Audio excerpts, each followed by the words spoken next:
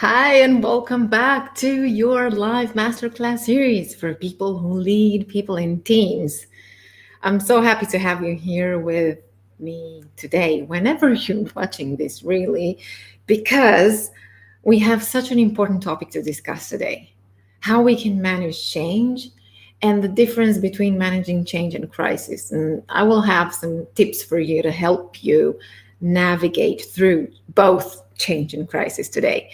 In the meantime, make sure that you sign up on the link in the description so that you're getting all of the replays, everything that we did in this series so far. And let me show you what we did in this series so far, talking about it. So, we said that we're talking about high performance from the perspective of preparation, performance, and recovery. So, high performing athletes cycle. And so, if you miss any of these, or if you know that you can't make the lives for the next ones, make sure that you sign up on the link and get all of these. And you're getting all of the handouts as well, and some further resources to help you with all of these topics, which are really, really crucial, especially right now, if we're looking for high performance. Because it all started with a dream, that dream of being a dream boss and building a dream team. So, how about that? And the thing is, dreams don't stop with a crisis. If anything, they're enhanced by a crisis. So, let's see how we can still build on that dream. All right. So, today, we are talking about managing change and crisis. And this is a super, super important topic at any point in time, but especially now when we are really talking about crisis. So, the first thing that we need to look at is the difference between leading and managing change. And think about yourselves right now. Are you leading change or are you managing it? That's an important distinction to make. Because here it is: leaders sponsor or initiate change. That's the difference. And then managers agent or execute change initiatives, right? What happens in a crisis, and we're going to look at that in a minute, is we all become managers of change in a crisis because no one really initiated change. Change came with the crisis. Basically, it's the crisis that led the change, right? So, first of all, think about yourselves right now. Where are you in the change equation? Are you leading it or are you managing it? Also, good to know, there are four types of change. And think about your own specific situations as we go through this to make it even more relevant for you. Always make it relevant for yourself. First of all, mission changes. What was the mission before? And with a crisis, the mission might change as well. And has it changed? So that's another good question that we can ask. What was the mission before? Do we need to change the mission? Or strategic changes, right? Changes in how companies tackle problems as they arise. So again, thinking about the before and after, because we all talk about going back to normal, some of us going back to normal and the new normal. So, where are you in here? What's your strategic take? Do you really think that we're going to get back to that kind of normal, or do you move forward to the new kind of normal? And are you actually creating that new kind of normal? Because there's no way that we can go back to exactly what was before the crisis, right? So what is your strategy and how is that changing? That's another kind of change. Operational changes. Again, think about What was the structure of your business, of your company before and after change? Or what's the structure supposed to be? That's a different kind of change. When we have the mergers and acquisitions, for instance, that's a big operational change that happens. Or technological changes, right? How about that? How about all of the, again, thinking about what has been happening ever since the pandemic hit and all of the technological changes that we brought and that we're using because they allowed us to manage the change, right?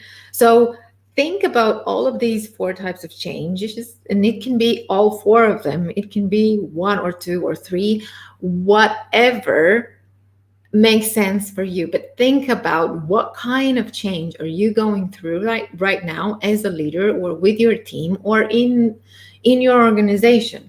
Because obviously we look at ourselves, we look at our teams, but we also need to look at the big picture, right? Where is this organization right now? Where is it going? How can I help it go towards the goals that it has so that we're aligned? Because, and that's what we talked about yesterday when we talked about managing your team. So go ahead and check that session. Again, check the link in the description and get all of these sessions. So what happens in a crisis is that it brings several types of change together at once. So again, let's distinguish clearly between change and crisis because they're so two different things, right? So with change, it can be one or two or all of them. But with crisis, you will definitely have several types together at once. So think about what the crisis brought to you in your team and in your organization and which types of changes it brought onto everybody in the organization, but more so for you and your team, because that's why we're here. What kind of changes this crisis has brought onto you?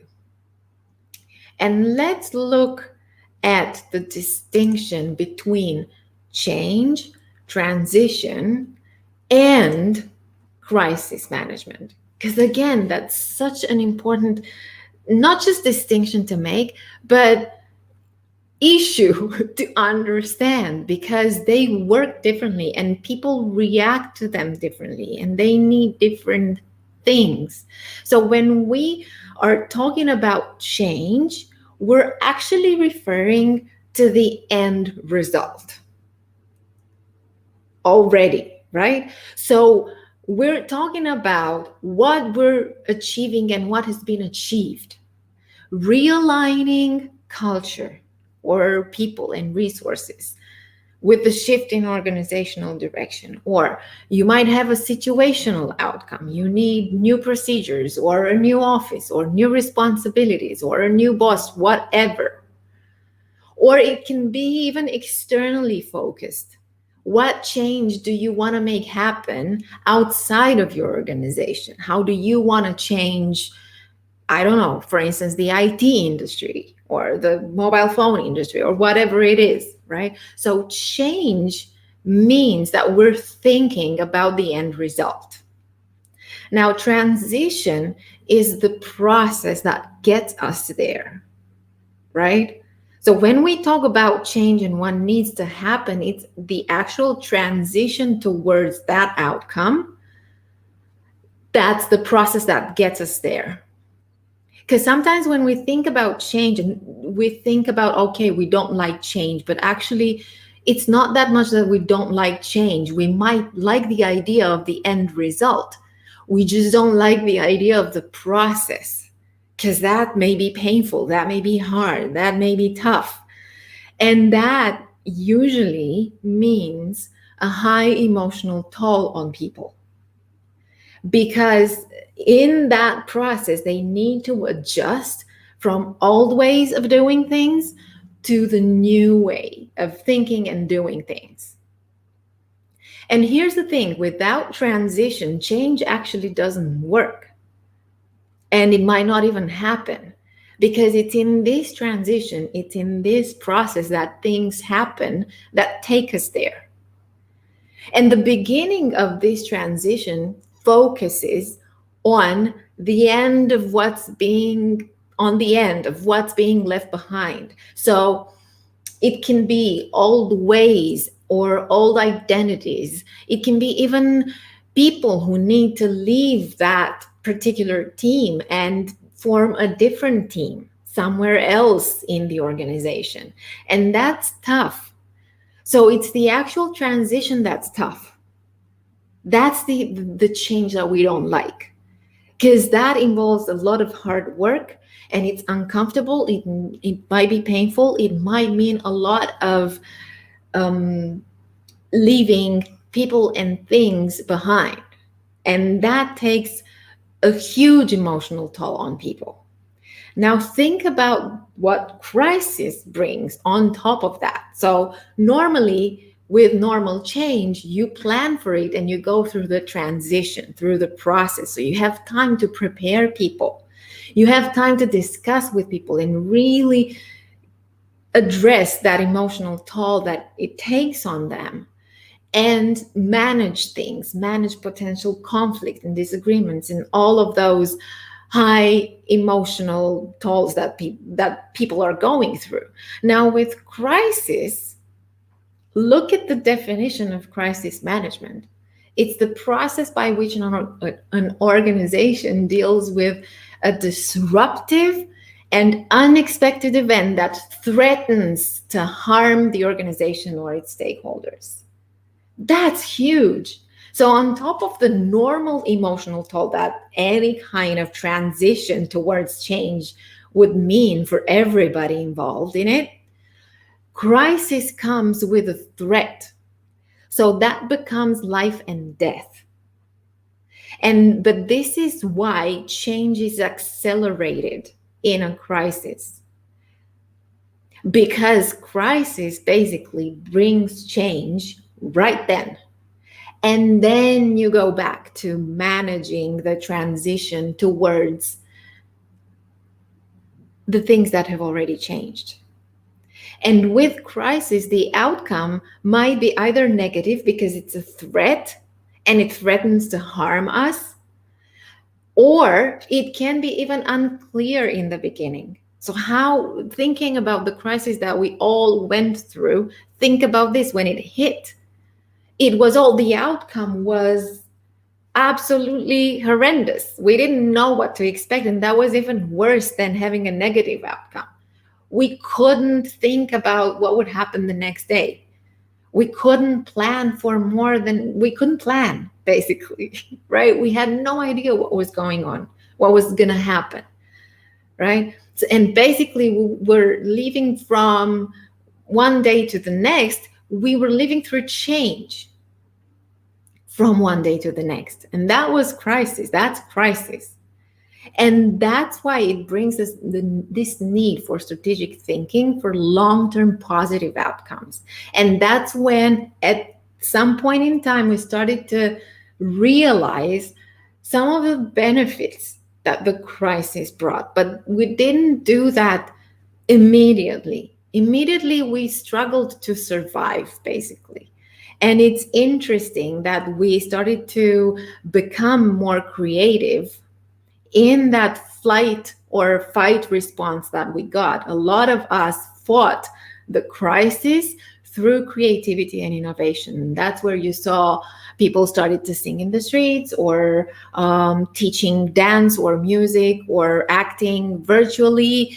A lot of the virtual world started to bloom, and we started to think about creative ways of doing things so that we can initially survive and then discover potential positive outcomes longer term, right? So that's a big, big difference and a very important distinction to make. And looking at what's the pain point in change and crisis. The pain point is the process, basically. And not just the process, not technology, not systems, but people. That's why I say people decisions are business decisions.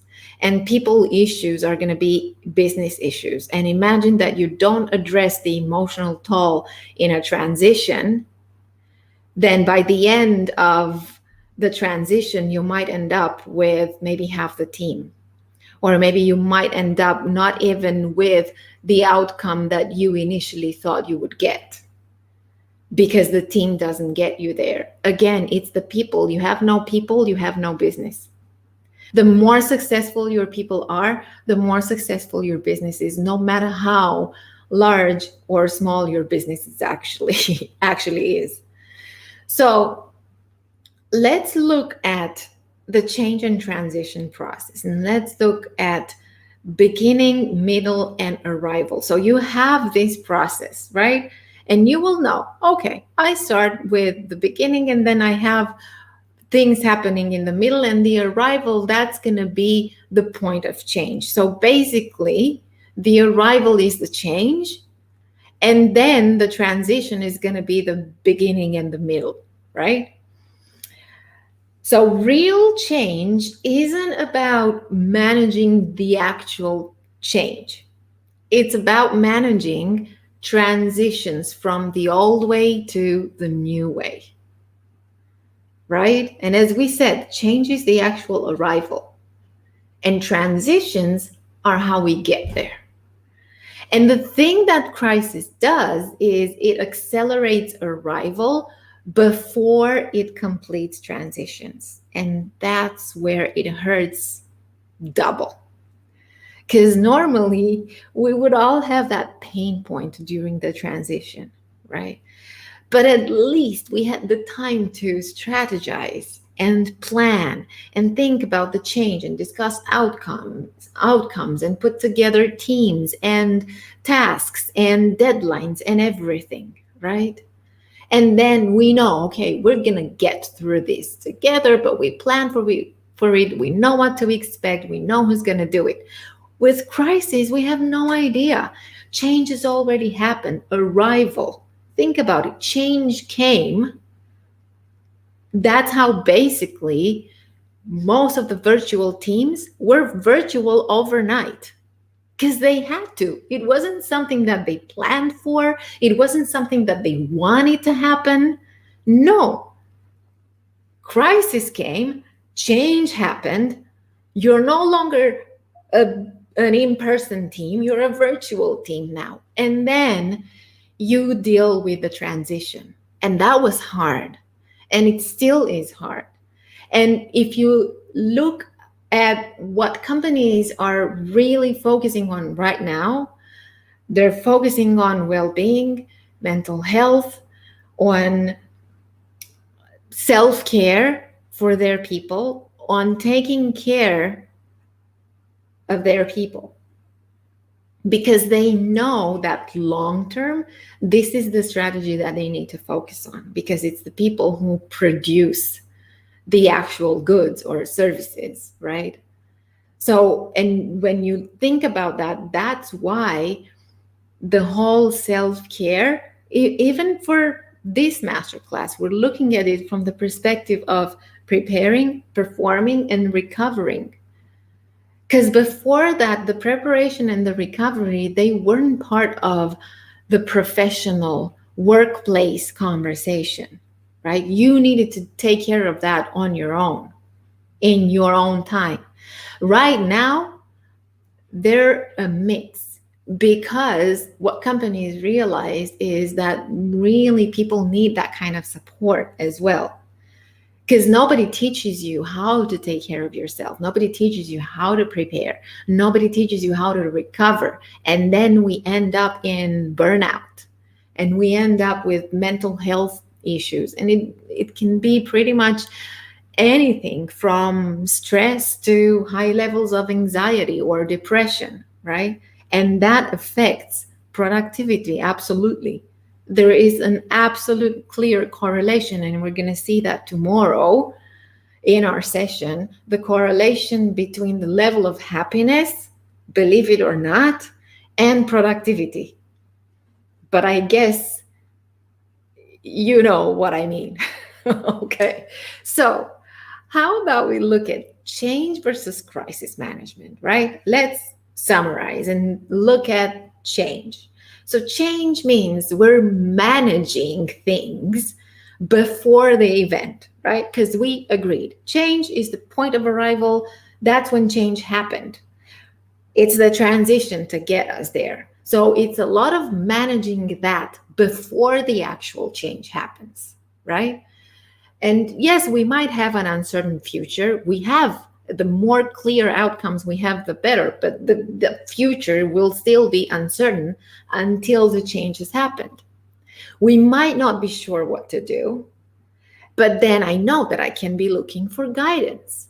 And I do have time to plan, strategize, implement, readjust, evaluate. We have time for all of that. And we also have time to train, to adapt, to be resilient. We can work with that because we've been planning and strategizing. And we can also, in a normal change management pattern, we are looking for reassurance that, hey, where we're going is better than where we've been. That's it, right? That's why we're creating change, because we believe in something better, right? And yes, a lot of communication is needed, but also a lot of communication is planned with change management. Now, what happens with crisis, that means that we're managing after the event. That's it, because change has already happened. So now we need to make decisions within a short time frame initially so that we can still survive and we can still exist, we can still operate.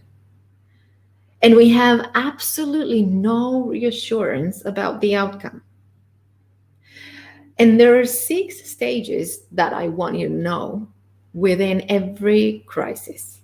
So there are the warning signs, right? And we could see, like, think about the pandemic, right? We could see some warning signs out there before the world got into lockdown, right? We could already see. And then the companies who did that were actually pretty smart. We have to admit that, right? Because they did some kind of a risk assessment. And some of them were not fully prepared, but more prepared than others, right? Or after change has happened, crisis hit, they got together and started to assess the risk of working from home, of having people apart, of not knowing where you're going, of not knowing what the outcome is, not knowing what the future brings. And then you think of ways in which you can respond. So how am I going to respond to this threat? How am I going to respond to this possible threat? And then I manage it. And then I start to see, okay, what do I need to do for the people? What do I need to do for the teams? How is that changing our strategy and our mission and our vision and our operations and our structure? How is this affecting us and how can we manage it? And then we come to a resolution. This is what we need to do. This is what the new policies, the new procedures, the new way of working. And then we start to recover from the crisis, because we've managed the change after it has happened. So that's it. Right? It's easy. I think we tend to think about it too much and give it a lot, and that's good. I'm not saying it's bad, but sometimes we overcomplicate it. And we overcomplicate it, obviously, because of the emotional toll that both of these situations take on us, on anyone leading or managing change. And really, that is what makes it hard. Because if you look at this, it looks easy and it makes sense. And it's really very rational. And it's very clear. But what makes things tough is that when the emotional toll is high, the rational conversation is at a very low level. There's no way in which we can have a clear, rational, logical conversation when we are emotionally charged. that's, if you look at this, multiply with a ton of stress and anxiety and disappointment and possible depression and everything else, and see where that takes you, because that's what's been going on. And in a crisis, this is really, really at high levels. Plus, there are 5 ways in which people might react to change. And you can think about yourself, but also think about people on your team, because we all have different kinds of reactions.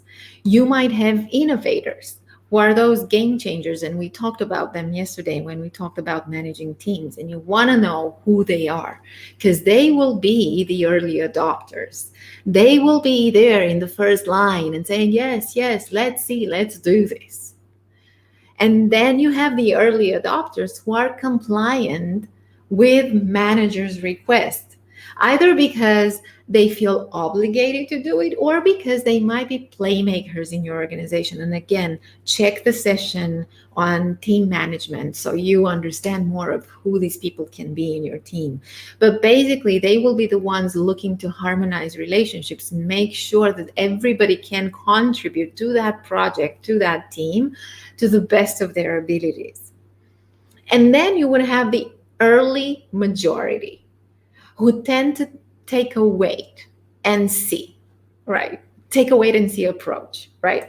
It's like, okay, I want to see because I can see the benefits, but I can also see the risks. So I'm going to sit and wait and see what happens to the others. And they will want to be involved when they have seen some results, right? They might be some of the implementers that you also have on the team. Now, the late majority are the skeptics, and these are the people who trust a lot of data, so high implementers on your team. They trust the tried and tested, the data, what's been happening before. They're not going to go for anything new or completely new that has no data to support it until they've seen a clear result. And you can win over a skeptic once you've won over their followers, because they tend to have a following of people who admire and believe what they're preaching, because everything that they do is based on clear data that we've had before. And you also might have laggards or cave people. And now cave is an acronym for Citizens Against Virtually Everything. But these are the people who either won't join or just don't care about outcomes. Now, they really didn't have a choice. In a crisis, they don't have a choice and they have to go there, but they will never find anything good about it. They will never find the benefits out of that. So what you can do is you can involve them little by little and step by step to make them part of the change considerations even as you manage the crisis after change has happened. And look at the percentages that we normally tend to have in a team or in an organization. It really can be, it doesn't matter the size of the team. You can look at this, the percentages will be the same. If you relate to a team of 10 people or an organization of 100,000 people, the percentages tend to be the same in where your people are in adopting change.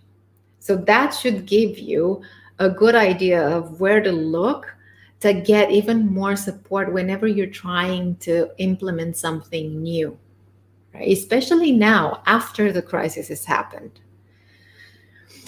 Okay, and I would like to ask you to really do this exercise on your own. Just take 5 minutes, 10 minutes, however much you need to think about this. In your team or in your organization, try to identify those individuals that would be either innovators, early adopters, early majority, late majority, laggards. and even opinion leaders in the early adopters group, because that's who can help you drive change and really scale it to organization level. Now, obviously, knowing the impact that people and teams make on in the organization, that's going to absolutely help you. So go to the session about team management, and also DM me. Feel free to ask me a question. Feel free to ask me to discuss further if that's what you need. Okay, so I said I would be giving you some tips about how we can thrive through change and crisis. And tip number one is, ta-da, surprise, expect ambiguity and the fact that no one has all the answers. I think we kind of learned our lesson by now, and we're starting to really get comfortable with the uncomfortable, basically. But really, right now, especially, no one has all the answers. Two, build emotional strength. And that comes in as number two, because really it is on top, because you saw how clear the distinction between change and crisis is and what they mean and when management is needed for both. So that's absolutely clear and it makes sense. But where emotions are concerned, that's when it becomes super complex and sometimes painful. So think about it. How have your people been groomed to deal with continuous change as a way of life? Because that's basically it. That's where we see a lot of well being needs. And when we talk about well being, we really talk about soul, mind, and body. We don't talk about just being able to meditate or exercise or whatever it is. It's not just about that. It's the potential to grow, the potential to imagine possibilities, all of that kind of stuff. It's everything in one. So, building emotional strength, that is going to be super important for the results that you're getting with change. Creating opportunities, exactly what I said. People need to grow. It doesn't matter that a crisis comes. The basic need of humans is to change and grow and evolve. So, cover these opportunities for them. Because, yes, change offers uncertainty, it also offers opportunities. So, look at creating opportunities for growth, for productivity. That's where productivity really, really grows as well, from individual and team growth and personal transformation, right? And empower your people or help them create an environment where they feel empowered. Because at the end of the day, we can't really empower somebody else. It's they will only be as empowered as they allow themselves to be. So create that environment where people feel empowered and they can bring their creativity and decision making and problem solving in the workplace. And that's a way of engaging their talents and have them feel that they're really contributing at their best. And that you're looking to motivate and engage your people, that's how you do it. 5, involve people in the process. Sometimes we forget. And this is where I say the times of the leaders who were lonely at the top, they're gone. It's time for team leadership and time for that kind of team leadership where people can take the helm depending on what needs to be done and when, because that's why they're there. That's why you hire them for what they can do, for their skills, for their expertise, for the knowledge, and also for the potential of what they can do next. So you want to involve them and you want to ask for their opinion. You want to ask for their ideas. You want them to contribute. So you can run surveys or polls or focus groups, or you can just ask for their opinion of how they would make the changes and what they need. Create transition management teams. This is a big one, again, because you don't have to do it alone. You're a team leader, you're an organization leader, you definitely, you, not that you don't have to, you don't want to do it alone. So you need to create transition management teams, because this is really the hardest part of the work, right? The transition, the process. And definitely select a team leader, right? So you can put someone in charge of the transition team, for instance, who's respected and possibly admired by others. And you can delegate some of your authority and control to your team, definitely. And you want to have that fair exchange of what's your opinion, what can we do, what's the priority, and again, knowing what impact your people in your team make naturally, and what their natural contribution is going to help you with brainstorming and with managing the transition towards the outcome that you now can plan for. Provide training or group coaching. This is huge, and this comes as a part of the well-being. Actually, all of these points are part of well-being.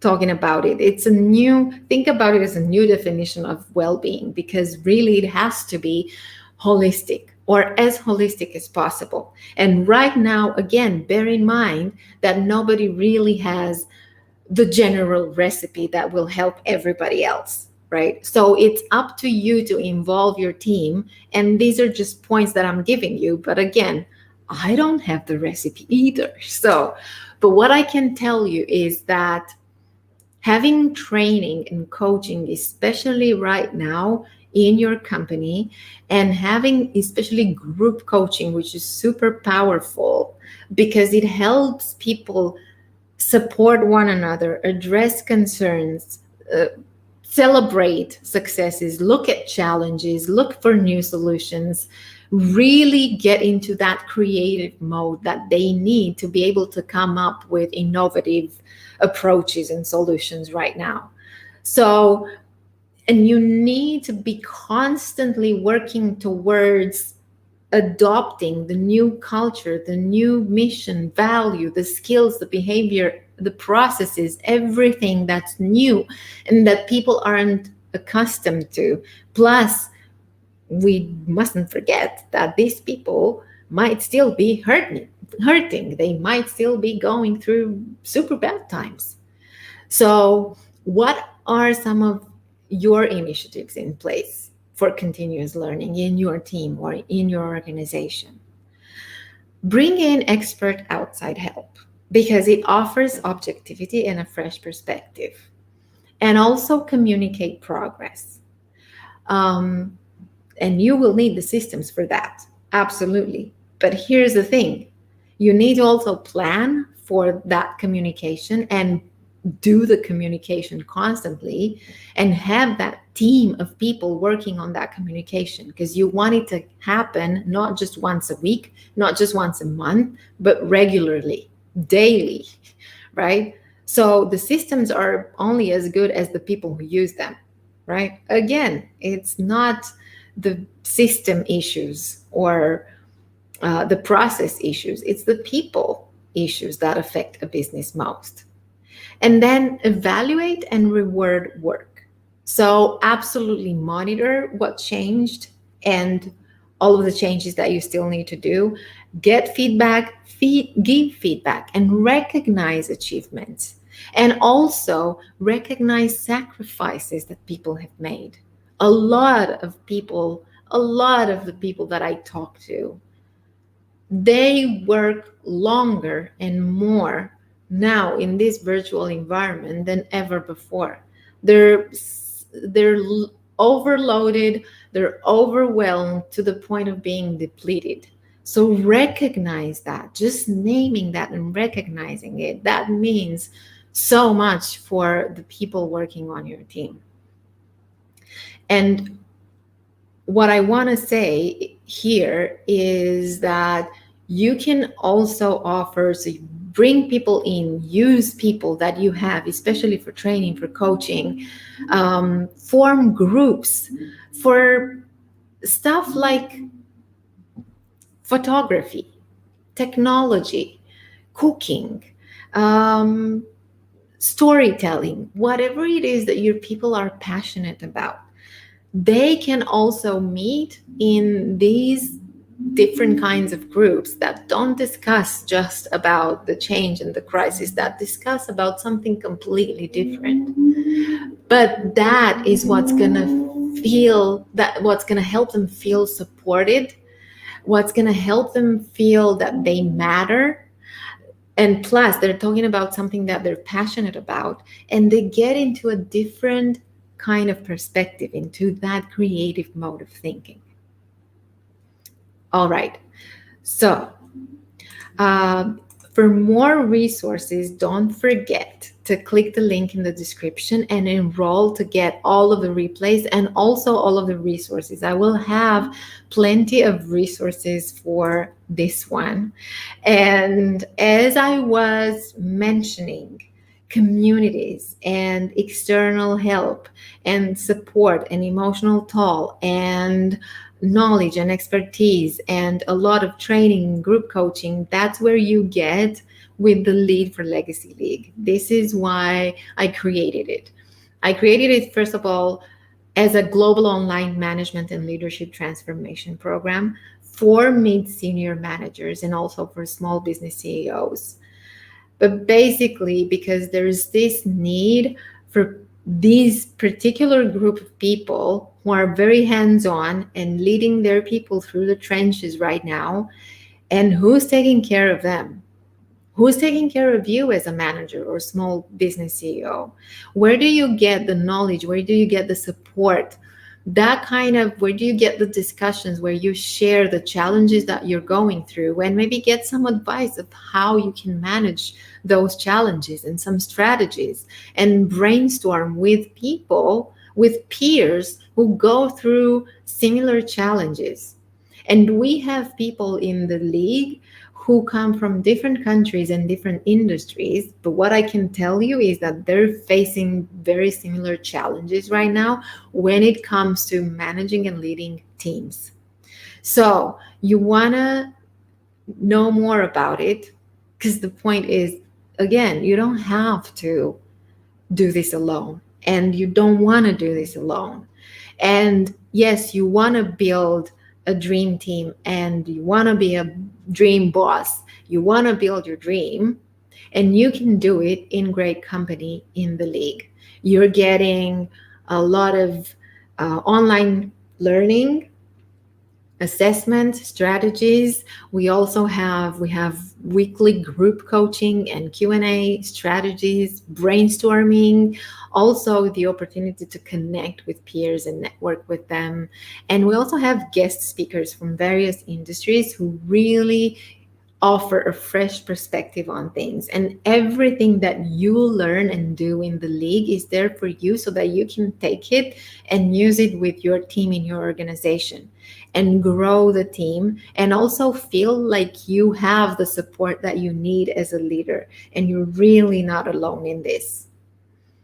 Okay, so tomorrow we are going to talk about self-care strategies for high performance. So this starts the part of recovery in the high performance cycle, right? We discussed about preparation, about performance, and tomorrow with the next session, we're starting the recovery cycle. So let's see how we can recover and recharge so that we can perform at high levels again. All right. Thank you again for being here. And any questions, or if you need to talk to me, if you need to get some solutions for the challenges that you're going through right now, just DM me and we'll take it from there. Awesome. All right. See you next time. Bye for now.